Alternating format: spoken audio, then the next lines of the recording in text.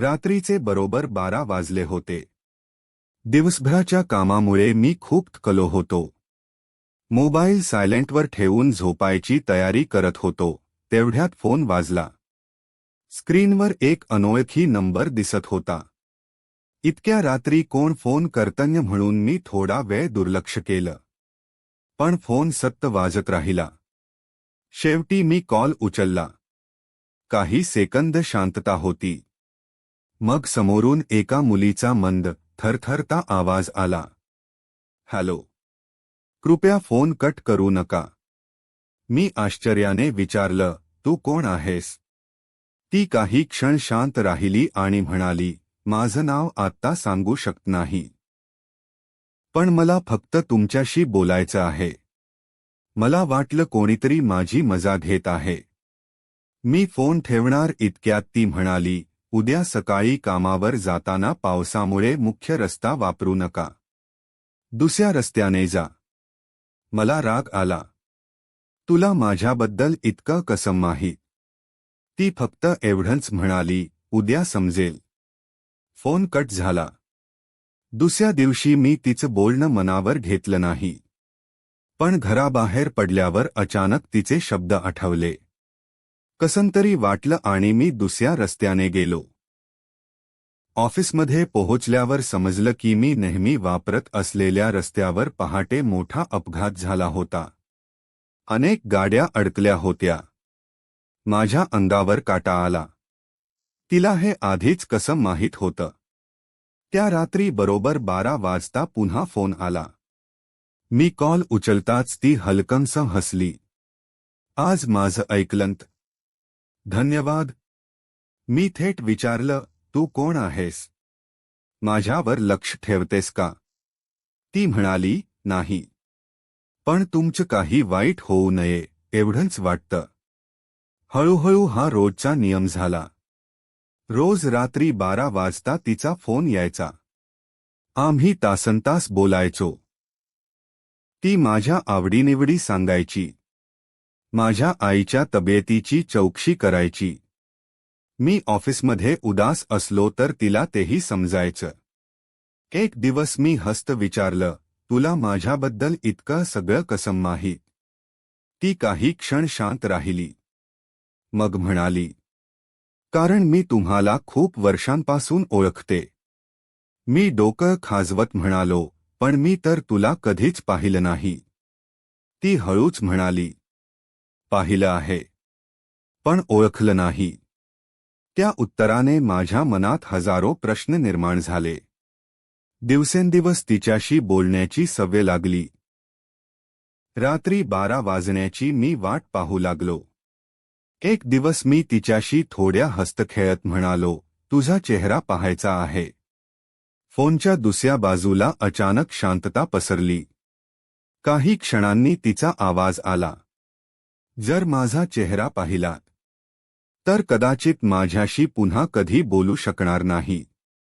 माझ्या छातीत धडधड सुरू झाली. ती नेमकं असं का म्हणाली? मी लगेच म्हणालो, असं का? ती उत्तर देणार इतक्यात फोन कट झाला. पहिल्यांदाच तिने स्वतःहून कॉल कट केला होता. दुसऱ्या दिवशी मी त्या नंबरवर परत फोन केला. मोबाईलवर एकच आवाज आला. The number you are trying to call is switch off. माझा संशय वाढत होता. मी ठरवलं, आज काहीही झालं तरी या नंबरचा मालक कोण आहे हे शोधायचंच. पण मला अजिबात कल्पना नव्हती. मी शोधणार होतो त्या नंबरमागचं सत्य माझ्या आयुष्यातलं सर्वात मोठं रहस्य ठरणार होतं. दुसऱ्या दिवशी सकाळी ऑफिसला जाण्याऐवजी मी थेट मोबाईल सेवा केंद्रात गेलो. त्या नंबरबद्दल माहिती विचारली. सुरुवातीला त्यांनी माहिती देण्यास नकार दिला. पण खूप विनंती केल्यानंतर एका कर्मचाऱ्याने फक्त एवढंच सांगितलं, हा नंबर सध्या सक्रिय नाही. तो जवळपास 2 वर्षांपूर्वी कायमचा बंद झाला आहे. माझ्या पायाखालची जमीन सरकली. मी थरथरत विचारलं, पण या नंबरवरून मला रोज रात्री फोन येतात. तो कर्मचारी माझ्याकडे आश्चर्याने पाहत म्हणाला, सर, ते शक्य नाही. मी काहीही न बोलता बाहेर पडलो. दिवसभर माझ्या डोक्यात एक प्रश्न फिरत होता, मग माझ्याशी बोलणारी ती मुलगी कोण होती? रात्री 12 वाजायला अजून 10 मिनिट बाकी होती. मी मोबाईलकडे पाहत बसलो होतो. घड्याळाने 12 वाजल्याचा ठोका दिला. आणि नेहमीप्रमाणे फोन वाजला. मी कॉल उचलताच थेट म्हणालो, तुझा नंबर 2 वर्षांपूर्वी बंद झाला आहे. फोनच्या दुसऱ्या बाजूला काही क्षण पूर्ण शांतता होती. मग ती हलक्या आवाजात म्हणाली, तुम्ही शोधायला सुरुवात केली आहे. मला माहीत होतं. मी थोड्या रागाने विचारलं, तू कोण आहेस? माझ्याशी हे सगळं का करते आहेस? ती म्हणाली, आत्ता सगळं सांगितलं तर तुम्ही माझ्यावर विश्वास ठेवणार नाही. मी म्हणालो, मग एकदा तरी भेट. ती बराच वेळ काही बोलली नाही. नंतर ती म्हणाली, भेटू. पण अजून नाही. योग्य वेळ आली की मी स्वतः तुमच्यासमोर उभी राही. दुसऱ्या दिवशी मी त्या नंबरचा पुन्हा शोध घेतला. इंटरनेटवर, जुन्या नोंदींमध्ये, सोशल मीडियावर. पण काहीच सापडलं नाही.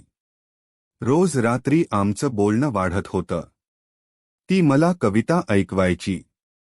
माझ्या बालपणीच्या आठवणी विचारायची. मी दुःखी असलो की माझा आवाज ऐकूनच ओळखायची. हळूहळू मला तिच्याशिवाय रात्र अपुरी वाटू लागली. एक दिवस मी तिला विचारलं, जर आपण कधी भेटलोच नाही तर? ती हलकंसं हसली. काही माणसं आधी मनात भेटतात, नंतर प्रत्यक्ष. त्या उत्तराने माझ्या चेहऱ्यावर नकळत हसू आलं. काही दिवसांनी ती अचानक म्हणाली, उद्या संध्याकाळी 5 वाजता जुन्या रेल्वे स्टेशनवर या. माझं हृदय जोरात धडधडू लागलं. तू तिथे असशील? ती म्हणाली, हो. पण एक गोष्ट लक्षात ठेवा. मी दिसले नाही म्हणून परत जाऊ नका. दुसऱ्या दिवशी मी वेळेच्या अर्धा तास आधीच स्टेशनवर पोहोचलो. 5 वाजले.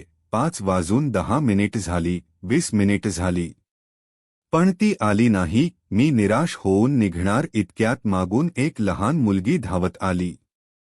तिने माझ्या हातात एक छोटासा लिफाफा ठेवला आणि म्हणाली, एका ताईंनी तुम्हाला हे द्यायला सांगितलं. मी घाईघाईने लिफाफा उघडला. आत एक फोटो होता. तो फोटो पाहताच माझ्या हातातून तो खाली पडला. कारण त्या फोटोमध्ये उभी असलेली मुलगी मला खूप ओळखीची वाटत होती.